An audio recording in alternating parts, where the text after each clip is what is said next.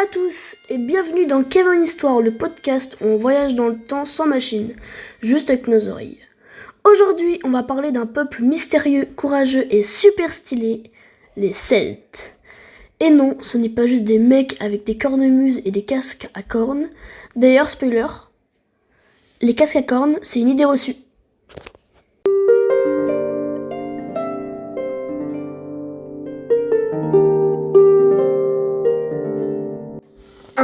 Qui sont les Celtes ? Les Celtes, ce n'est pas un peuple avec une langue, c'est une grande famille de peuples qui vivaient un peu partout en Europe.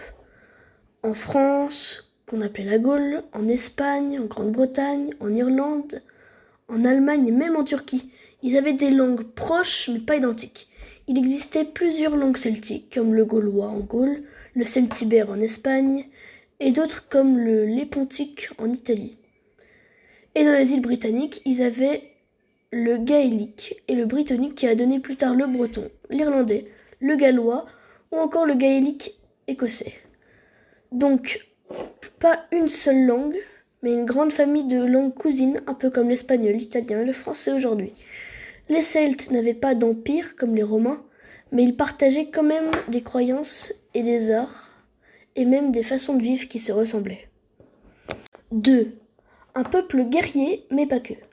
Oui, les Celtes étaient des grands guerriers. Ils se battaient souvent entre eux ou contre d'autres peuples, comme les Romains. Leur arme préférée ? L'épée, la lance et la moustache. Bon, ça c'est une blague, ou presque. Mais ils étaient aussi super artisans, capables de fabriquer des bijoux magnifiques, des chars et même des instruments de musique. Ils jouaient de la lyre, de la cornemuse qu'on appelle carnyx, et adoraient les fêtes. 3. Les druides, les sages des Celtes. Un druide, c'était un mélange de professeurs, de médecins, de juges et de prêtres. Il savait plein de choses sur les plantes, les étoiles, la nature et les traditions. Et même dans certains endroits, même la plupart des endroits, ils n'avaient pas de livres. Tous transmettaient à l'oral, de mémoire. Ils jouaient un rôle très important dans les cérémonies religieuses et les fêtes et les décisions du peuple. 4. Une religion proche de la nature. Les Celtes croyaient en plein de dieux souvent liés à la nature.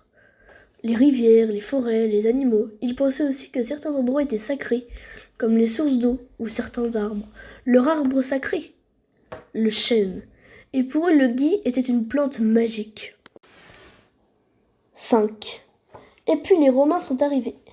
Au 1er siècle avant notre ère, les Romains ont commencé à envahir les terres celtes, surtout en Gaule. Un certain Jules César va combattre un chef très connu, Vercingétorix. Vercingétorix a uni plusieurs tribus celtes pour résister, mais il a fini par perdre la bataille d'Alésia en moins 52.